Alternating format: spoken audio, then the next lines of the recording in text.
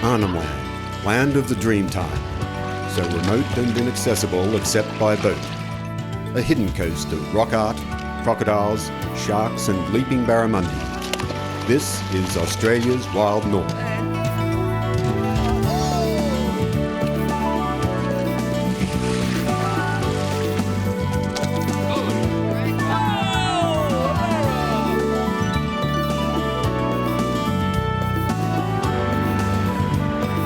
Ben Crop and his crew are on a voyage of adventure around Arnhem Land, the wilderness top of Australia.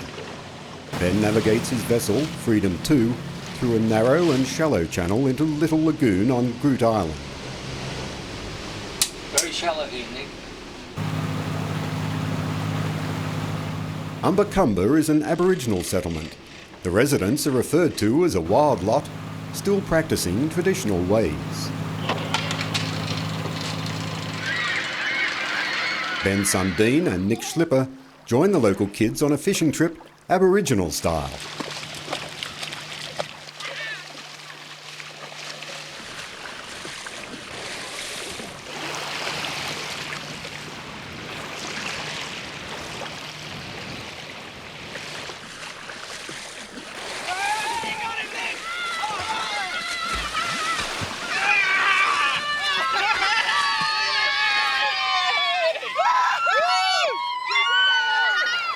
Look at that. There's enough for all of us. That's a kill shot straight up, eh? Right in the back of the head. Yeah, he looks bigger now, even. Yeah. He's as big as this guy, look. He's the same size. Come here, hold him. Hold him. Same size.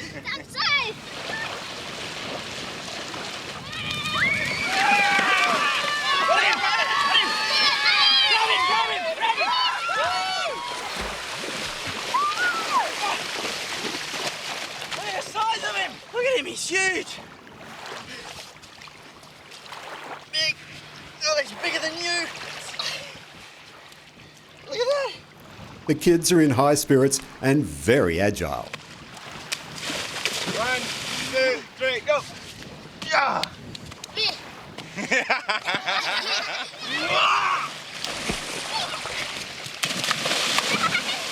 The milkfish is good eating if freshly barbecued.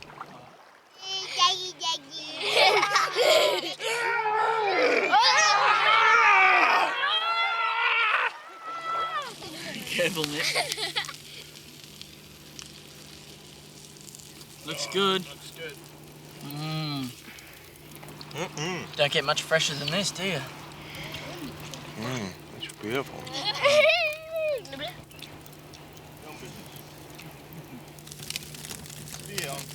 Nick and his young friends are straightening spear lengths by heating them over a fire.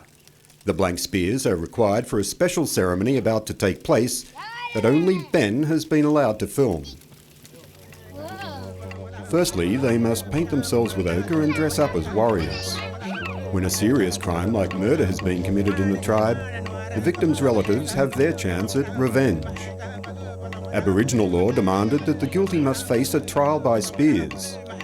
Now, the white man's law has declared the trial illegal, but occasionally the Umbacumba Aborigines will hold a mock trial, all in good fun.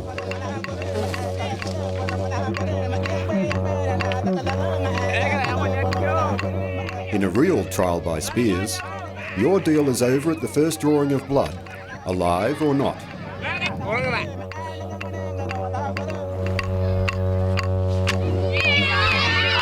I'm glad we padded all the spear tips. I'm in the line of fire too, as I film it all. A hit will still hurt.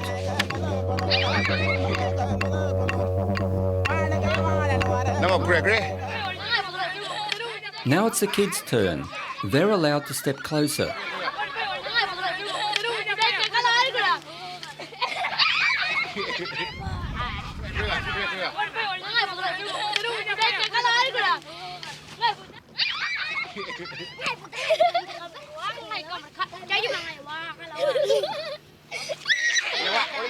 Nick makes the mistake of wandering in on the scene, and he becomes a target.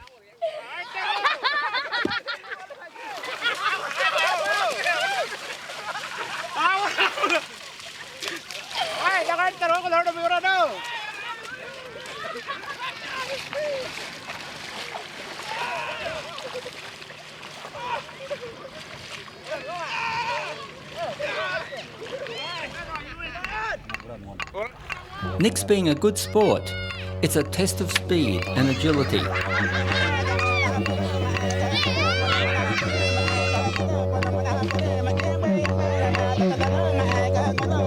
Now it's his turn to get back at them.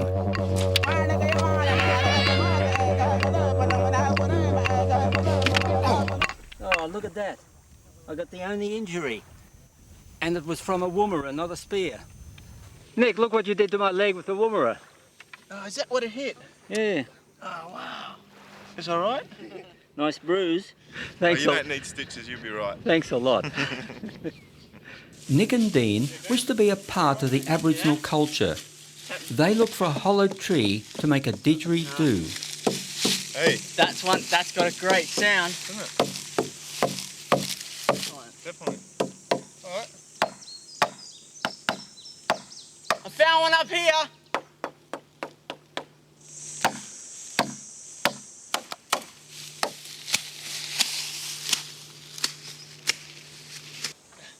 Almost timber.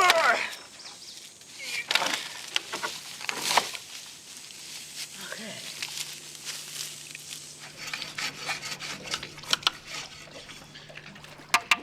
These sound like pretty good, eh? Yeah, it sounds I think I'll good. put out a good note.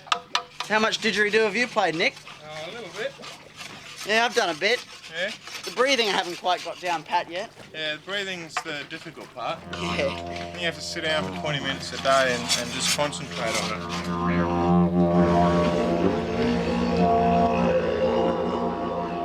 it. It's Jackie King's first try.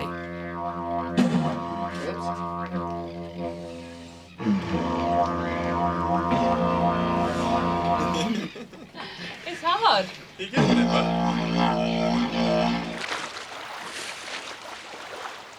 Ben anchors in Trial Bay. A creek there looks good for fishing. That's what the bait fish is for.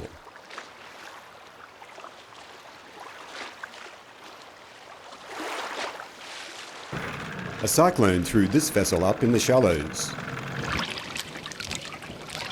Lots of little bait fish.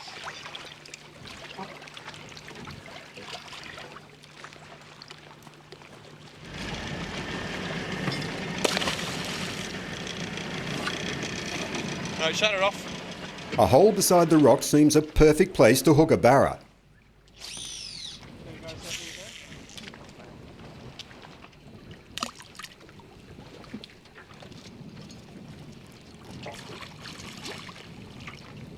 Mango Jack. He's a baby. Come on, here, boy. Yeah. Not a bad size, dude. Good. You got to turn for a barra, Jack. I'm trying. Yeah, good one. This one's a bit bigger, Jackie. Good one. Nice one, Yeah. Oh, he's a good one. Ooh, and there's a cod after him. Look. Whatever this is, it's huge. What is he? Mackerel, or he's long and thin. Barracuda. Oh. Really, Dean? Oh. Someone better get a gaff ready.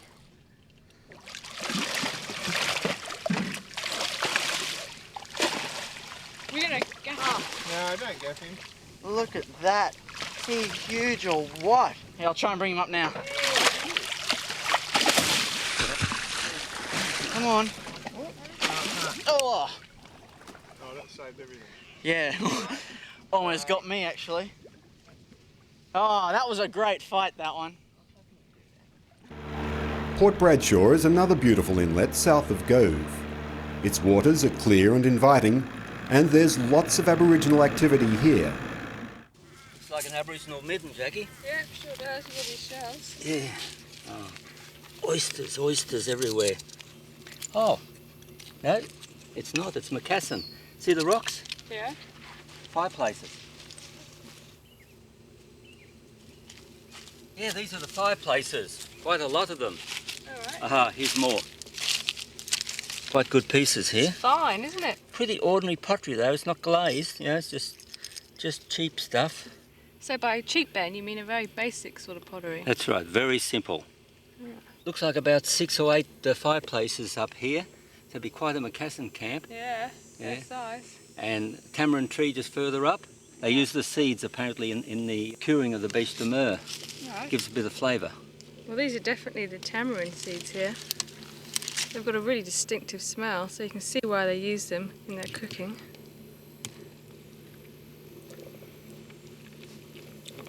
Oh, very sour, but quite a definite flavour about them. Almost caramelly. Oh, very sour. Nick wants his own fishing spear, and who better to show him than the master spear maker, Lullumburi.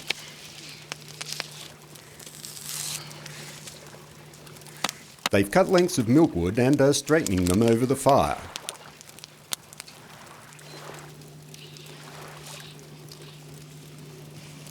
It's a slow task that continues in the morning. The spear points are heated in the fire. Sand cools the ends that will be held by their hands. Copper wire binds the spear end to stop the wood splitting.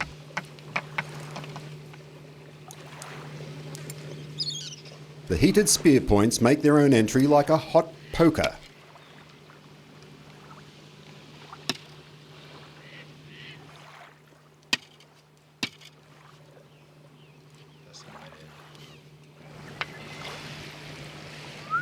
The water's nice and clear.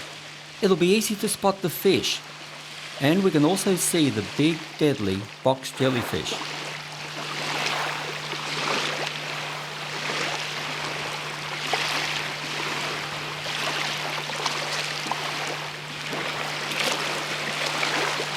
Look at him.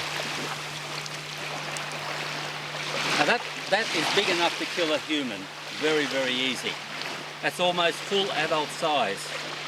Very, very dangerous. So many of them up along here. One of the most prolific I've seen here for box jellyfish.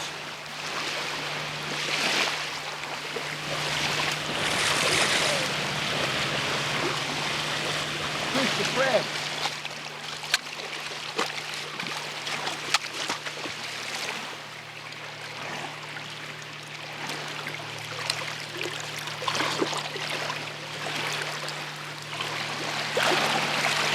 Every step we make is with utmost care.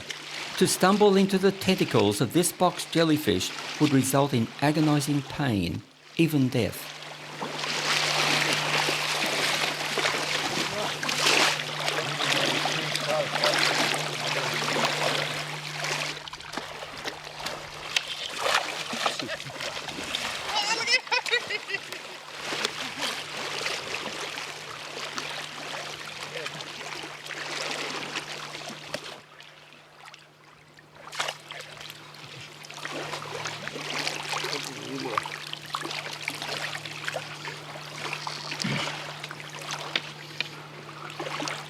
See how he uses the woomera as a club to subdue the shark.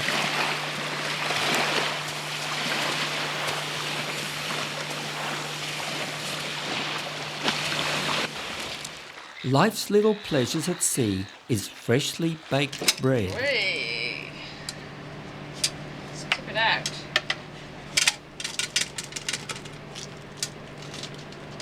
Whey, look at that. Perfect. Yum. Smells delicious. Can't wait. Sounds good. Another daily pleasure is freshly caught fish, and we need lots to feed a crew of 6. What's that? It's a salmon, I think. Is it?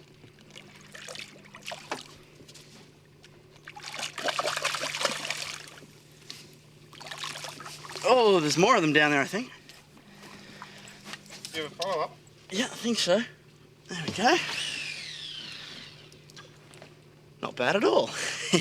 Well, that's one.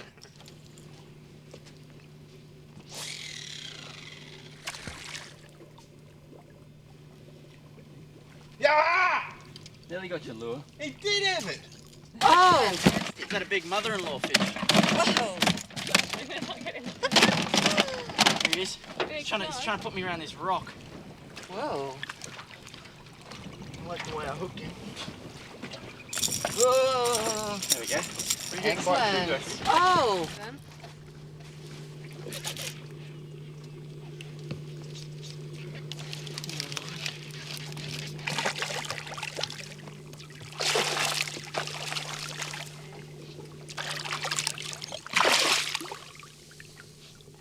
Fish everywhere down The there. released shark came straight back with his friends. Oh, Wow, look at that. look at them everywhere. Well, it was. Oh, nice mackerel. Mackerel. It was a mackerel. You might as well let the shark finish it off. Oh, okay.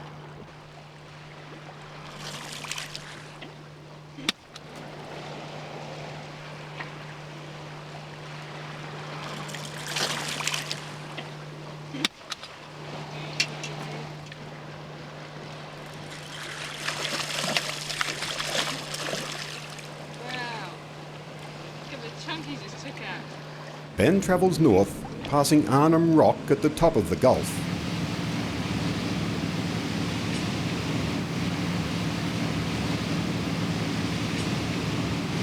I run along Marchenbar Island in the Wessel Group to a protected bay on the eastern side. I heard it has a lagoon with Aboriginal rock art. Slow down a bit, Jackie. Could be a croc in the lagoon over there. There's a croc track. Yeah, not a big croc, but he's headed straight into that lagoon, so we've got to take it careful. Okay. Not a big one. It's up here somewhere. Can you see him? He's got to be in here somewhere. There's a cave over there. That's probably where the Aboriginal paintings are. But we've got to walk through the lagoon to get to it. Jackie and Serena Delanus choose the more difficult but safer route. Move slide a little. Fantastic cave. Amazing. See all the wasp nests all up along there? Yeah, I know what they are. And somewhere there's a crocodile in here. I think we'll crawl around the rocks to get to the cave paintings. Does it go right round? Gather so, yeah. It's a good place for the Aborigines to work. It's got to be here somewhere. Amazing colours as it is. Oh, beautiful.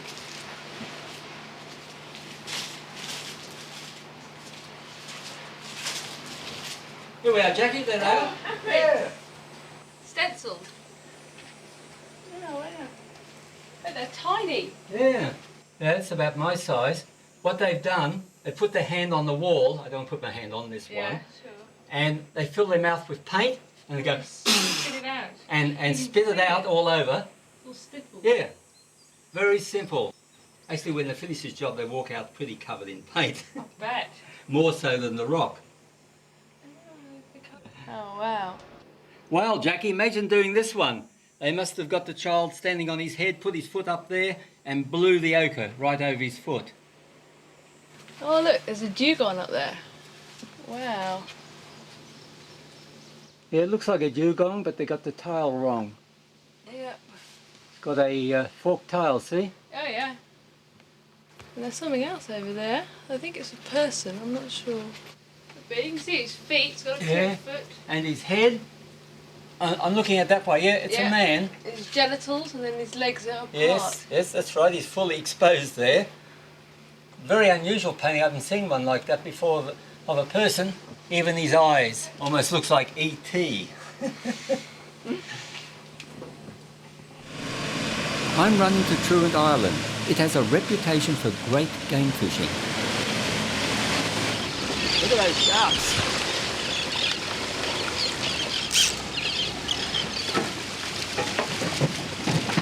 You got a fish? Oh yeah, big one. Oh, tuna! Whoa.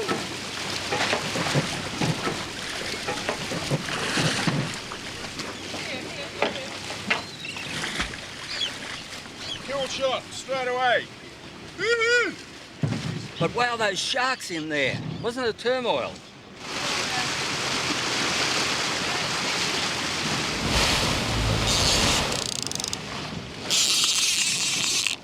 Oh, look at that bit of plastic. Trying to get it right.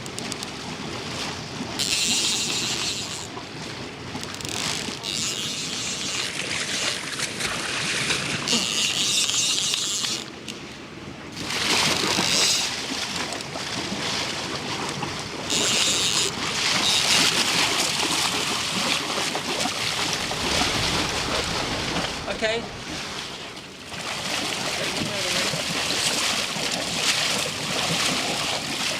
Nice mackerel. Beauty.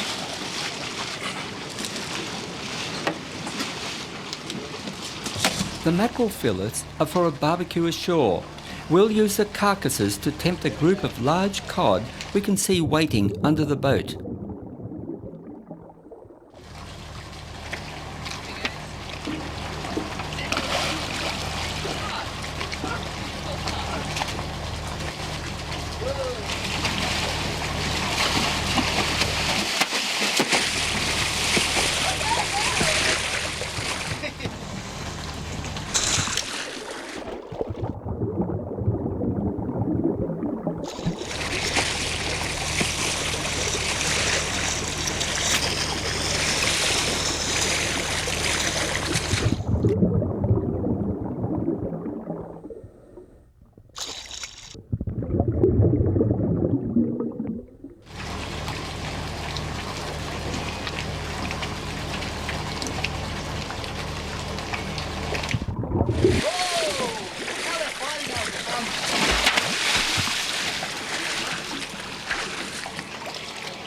I'll lift him up. Hang on, I'll take a photo. Truant Island is a magic place. Its waters safe for Dean to wakeboard. An island we do not want to leave.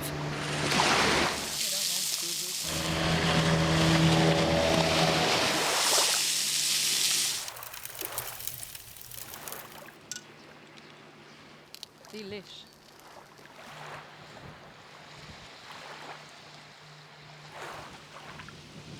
At the tip of Cape Wessel is a calm bay and a delightful sandy beach. Being the most northern landfall to this top end of Australia, the Cape has been visited by the earliest of explorers. Paintings under here. Oh yeah. Look at this. A ship here. Yeah. Aboriginal paintings.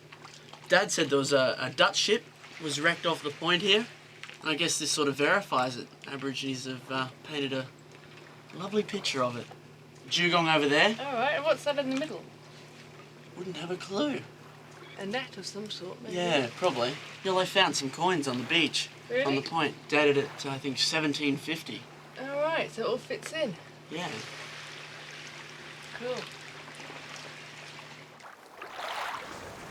Pretty much a wreck, isn't it?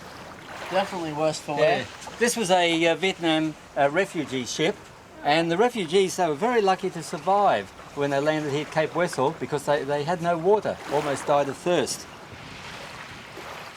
Well, look at this net. That's the legacy of all the Indonesian fishermen that are working out here. More of it down there.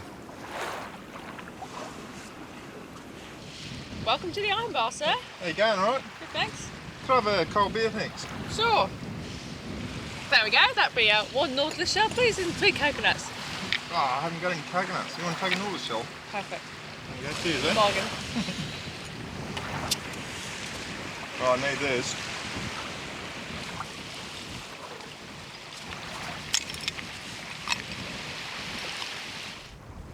Back in the war, the Japanese actually had a flying boat base here in Hopeful Bay. It's hard to imagine that the enemy was stationed right here in Australia. And further north, about 20 miles, is Jensen Bay, named after Father Jensen, and he was a coast watcher. He was stationed there for maybe an early warning of a Japanese invasion, and apparently neither knew that the other was here for quite a long time. And eventually, when he was discovered, the story goes that he was captured and beheaded. I want to go further north to Jensen Bay because there's an Aboriginal community there, and maybe we'll get the truth as to what happened to Father Jensen. You live here? Yes. Ben, and we've got Jackie. Hello. And Nick. you go, Your Nick. name is? Trevor. Trevor, we want to see the lagoon over there. Last time I was here, I remember there were crocs up on the beach here, and they were crossing over to the lagoon. You want me to go and show you Yeah. the lagoon? Do you mind?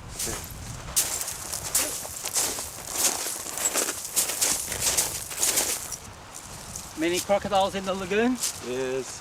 Oh, that's good. Remind me not to come here without shoes again, Ben, will you? So Father Jensen lived here with a whole community, did he? Yes. In the war. And from what I gather, he was like a early warning station here for Japanese invasion. Mhm.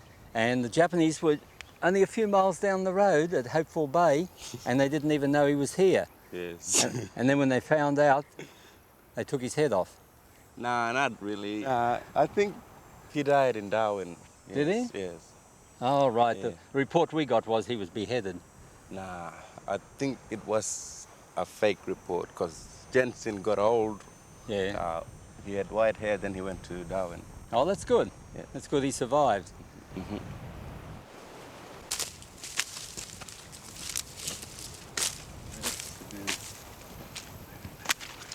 Wow.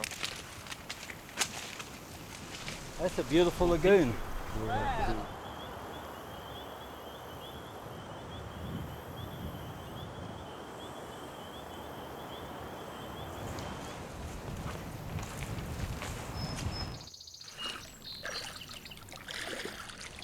What's this, Trevor? That's a crocodile poo. Crocodile poo? You're kidding. Yeah. You mean they come out of the water to They do it, here. Yeah. and they don't do it in the water? No. Well, crocodiles are a lot cleaner than what I thought. Yeah. They return to the lagoon at dawn. It's the best time to view the wildlife.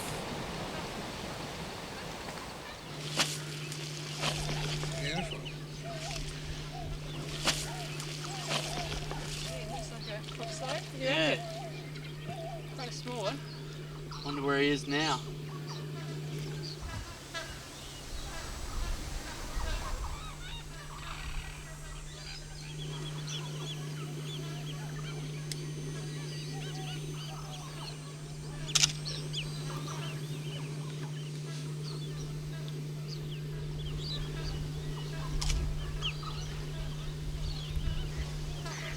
Nick loves the Aboriginal ways of hunting. They're making a woomera for him. It's a throwing stick to propel his spear. It's one of his toes. He's lost one of his toes, eh? I treasure this one. The notched piece of wood fits in a groove at the end of the spear. The woomera acts as a lever, propelling the spear much faster and further than a hand throw can do. It's another way of doing this. Hey, cheers, eh? That's yours. Yeah? That's good. you.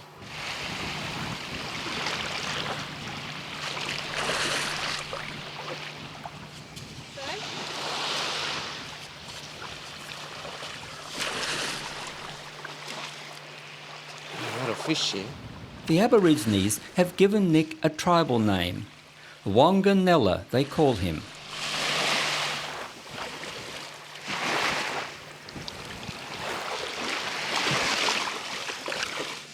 But there must be sort of termite. This is great, isn't it? Trevor leads us through a labyrinth of narrow passages to reach a rock art site.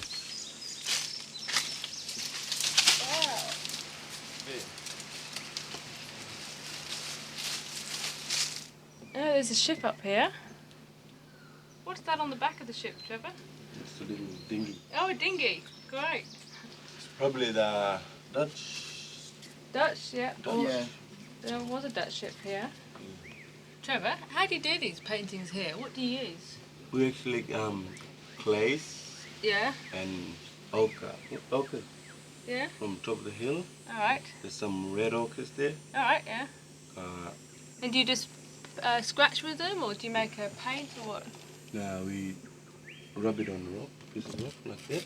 All right, You need water. yeah. Mix it Yeah. with water, rub it on, and use your hands to paint these sort of paintings. Oh, wow.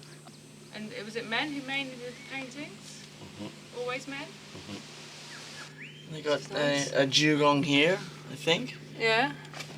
A whole bunch here. Yeah, it's a man Another man. with a hat and a uniform. Yeah, he's got the stripes down along his chest. Oh, look. There's like a snake. Oh, yeah. See, Snake there's too. another one there, another one there. It looks like it, doesn't it? And look, at the end here, there's a head and a forked tongue. Oh, yeah, it's definitely a snake there. Wanganella has captured a small pig on the beach at dawn. Only young wild pigs are safe to eat. A length of discarded iron improvises as a spit.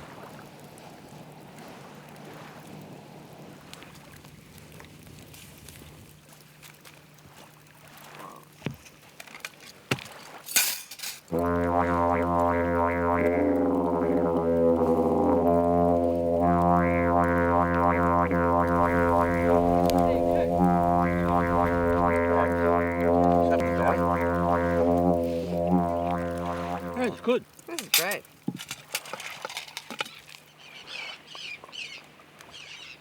We leave after dinner for the long hop west to New Year Island.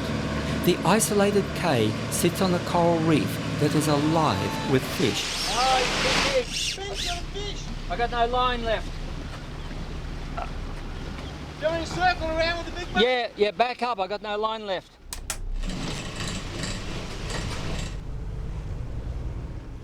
Put a little bit more line on this thing. He took it all out, right to almost to the end. Oh, he's fighting. No, he's big. He's huge. He's a huge one. There he is, look. Huge mackerel. So the fish isn't going to wait for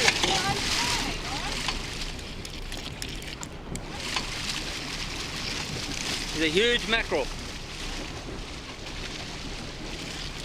Oh, What do you think the size of him?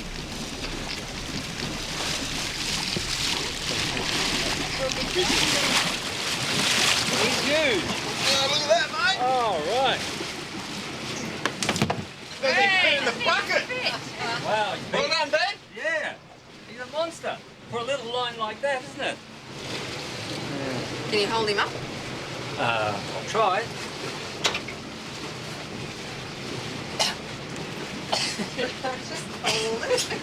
The coral reef is unspoilt and far away from the crocodiles, so we're eager for a dive. Yeah. My other son Adam joins Dean and I. We're using special masks so we can talk underwater. Mud.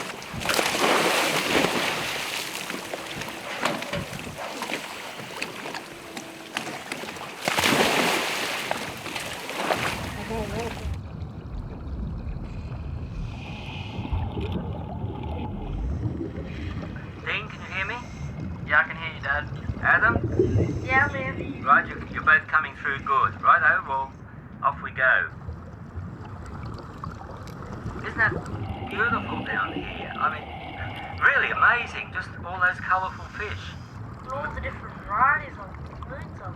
Yeah, those little fairy bassets, those little orange ones. I mean, just so many varieties. Yeah, this is like a dream world, isn't it? A fantasy world down here.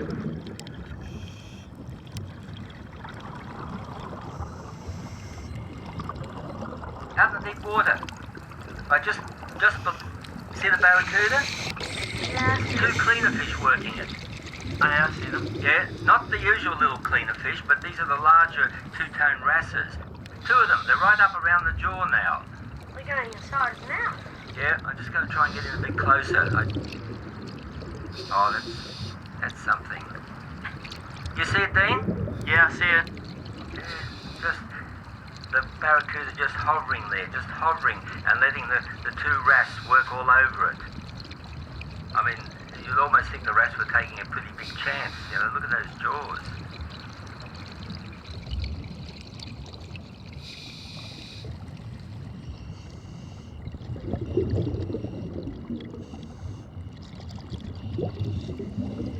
See that school of yellow snapper out there? Right, the big school? Can you go around the back, please? Go around the back and come through them because I want to film you just coming right through them. Yeah, okay. Just over a little bit further. Okay, just straight up toward the camera. They sort of part in a pathway for you as you swim through. Yeah.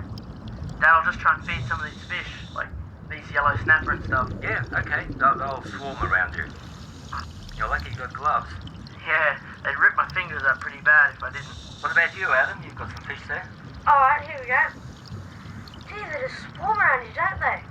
They keep biting my fingers. Sorry, no more. Leave my hand alone, no more fish. Dad, look at these gulping fish over here. They're weird. Oh, that's a black and white snapper. Yeah, we don't really know why it gulps like that. I think it's really trying to attract the attention of the female. That's a male there. It's a weird way of attracting a female, isn't it, to go doing a spastic gulp like that.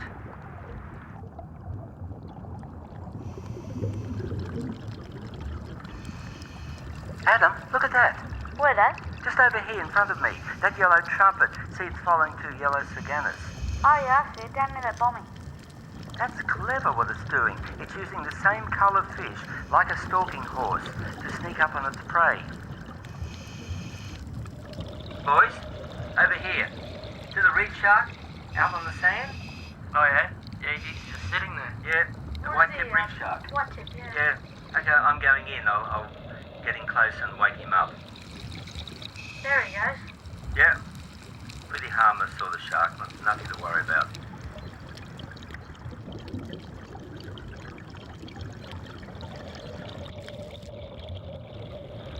Dad, all these cleaner fish are working over these sweet lip over here. Yeah, well, Adam, see that sweet lip? I know it's going through his gills and through his mouth. Just goes in and out. And imagine if that fish gulped, or hiccuped. That'll be the end of the cleaner fish. I can even see one here where it's going. So they're all in one place, so this would be like the cleaning station. Yeah, this is a cleaning station and picking up little parasites and little dead tissues on the skin. There's a butterfly cod, in fact two of them there. You want to come in close? Yeah, I see them. Yep. They're very weird looking, aren't they? Well, exotic looking, I think. Those spines are poisonous, aren't they, Dad? Well, to a degree. No matter which way they turn, they're presenting those spines at you. And if they do hit you, okay, they hurt. They won't kill you or put you in hospital, but they will hurt a lot. My air's getting pretty low. I don't have much more time. Maybe 5 minutes. How's yours, Dean? It's about 60. Not that much longer either. Adam? I'm still on 100. I'm not breathing that much, but I'll come up with you guys. You don't use much air, Adam. Okay, we'll start heading back and head up toward the boat.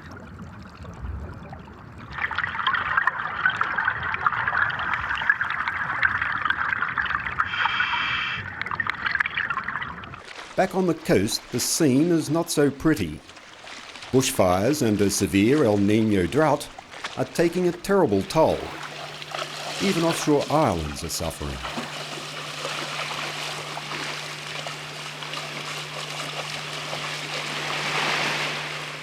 Here, on number 2 Sand Cay, all is dying. The green ant nests are abandoned. The nesting osprey eagles have given up and left their dead chick behind. Terns that came here to nest now lie dead across the island. It's a natural disaster, a real graveyard. I think it's a skeleton. It's definitely human. Yeah. You can see the skull there.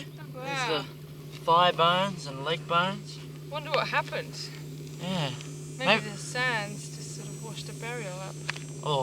Or the poor guy just died here. Do you wonder if we should report it? Oh, I don't think so. We'll take it as an Aboriginal burial, hey? Yeah. It's definitely been here for a while. Sure has.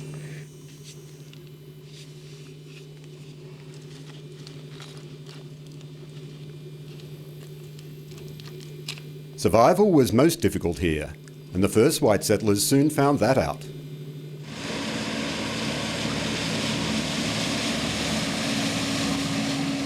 A few miles west, red rocks and a cairn built in 1839 on Smith Point served as a beacon to guide sailing ships into Port Essington to the first settlement in Australia's wild north.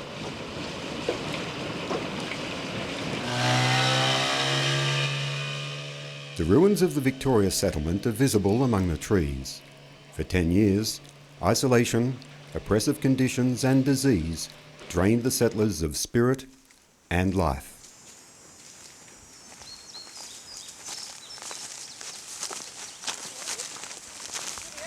Yeah, most of it's still here, most of the bricks and everything. Yeah, this is really something, isn't it? Oh, it is. It was named after Queen Victoria and established in 1839, but only lasted 10 years. I mean, they really found hardships here. So many people died off.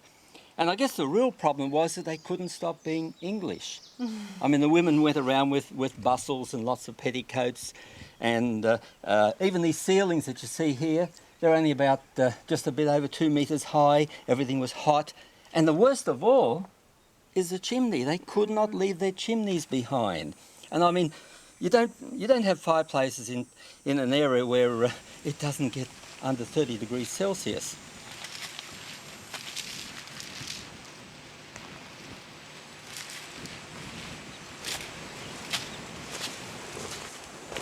You in there, Dean? Yep. Yeah, this was the ammunition room where they stored all the explosives. Make a good cyclone shelter, wouldn't it? Yeah, it would.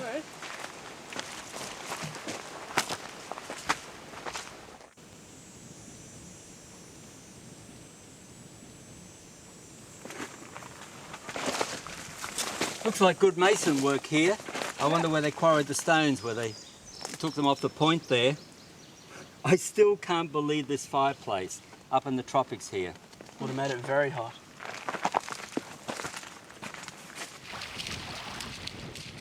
We're after succulent mud crabs. When the low tide begins to flood at Record Point, the crabs leave the deep water and crawl up into the shallows.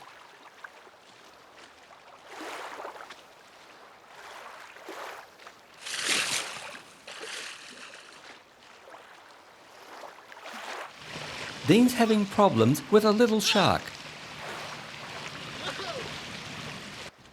Here's one. Oh, he's really shallow. I should be able to just pick him up. I think. Yeah? Yep. Wow. Look at that. Yummy. That is a big male. Male? Yes, that is a big male. I'm cruising past Turtle Point, running alongside an algae slick, when fins slicing the surface catch my eye. It's a manta ray. Another two are behind it.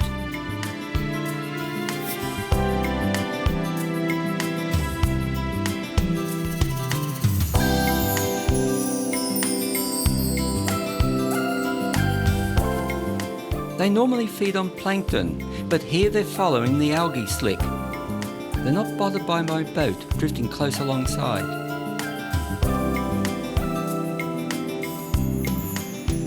Those horns gave it the name devil ray.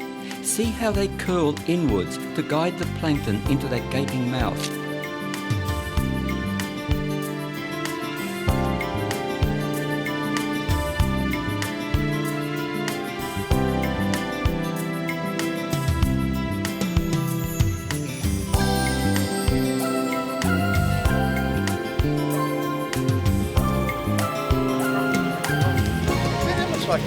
It is a crocodile, and a big one too, coming in to check out all the commotion. He's more interesting, so I swing the boat to meet him.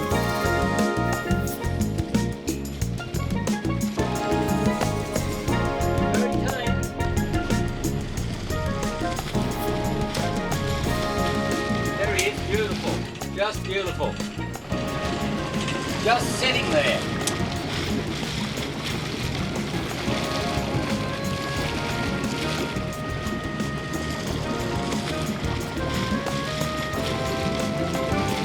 Turn back toward the island, Nick. See if I can get up ahead.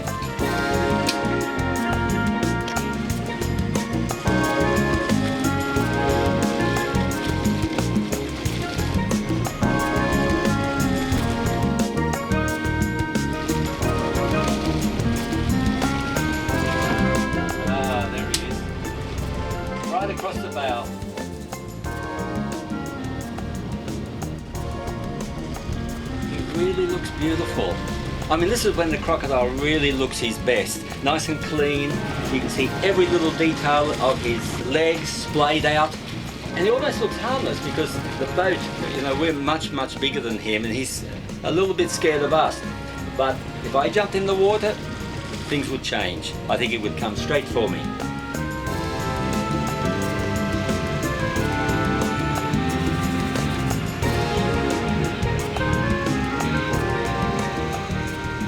Fishermen say that where there's crocodiles, there will be barra. So we follow the croc inshore, anticipating some good fishing. Okay.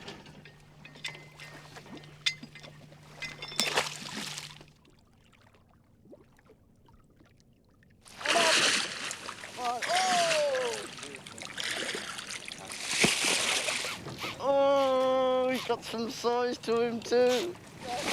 Come on. Come on. Come on. There he is. Oh, he's heavy. I can't lift him up. Not with a little trace. Here we go. Oh, how is that? Now that is a barra. Oh, look at the sharky.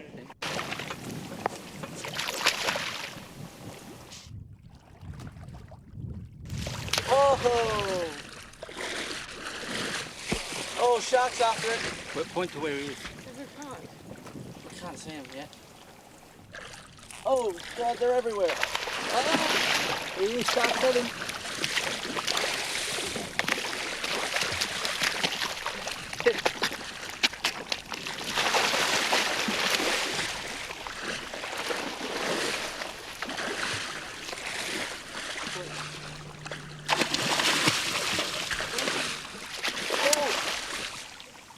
Boy, that was a big shark.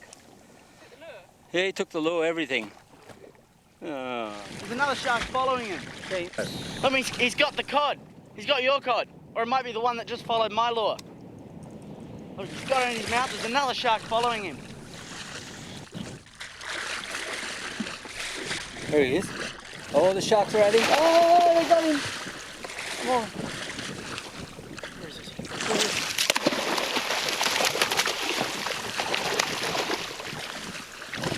Oh, there.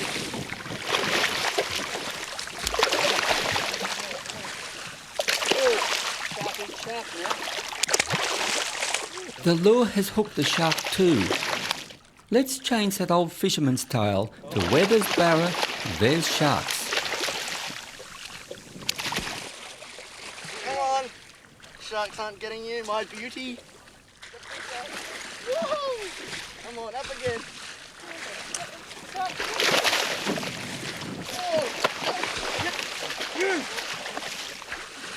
Oh no! Had it this close.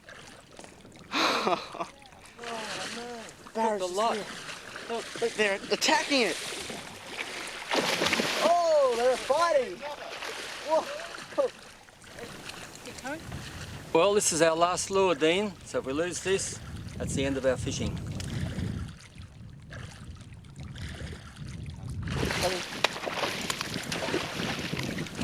Oh, he's a barra. Not bad. Yeah, please. Don't lose this guy.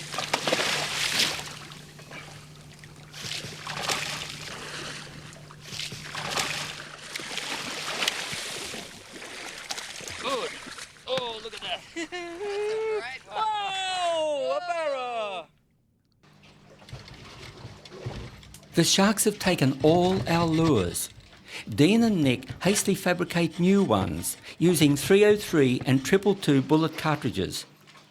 There's no reason why they shouldn't work with a hungry barra. Why, I've even seen a clothes peg work when they're on the bite.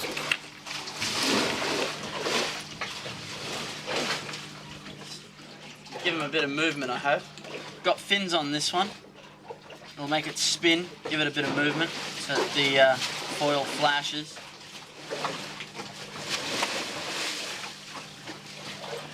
This has been a great adventure for Ben Kropp and his crew. Exploring this coast is like stepping back in time, when all things were bountiful. The 500 miles between Gove and Darwin is so poorly charted, most vessels steer wide. But when Ben wanders close inshore, we see the real, wild north of Australia. And that's what I call a 303 hookup. Hey? Grab hold of that. You can I wouldn't say good catch, I'd say good shot. never ever am I going to ever buy another lure in my life. Maybe a 303 shotgun. We'll do a trade on the 303 through the 22. We'll see how this little baby goes.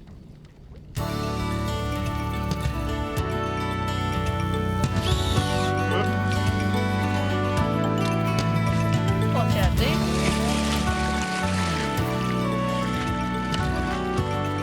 Come on, you little baby.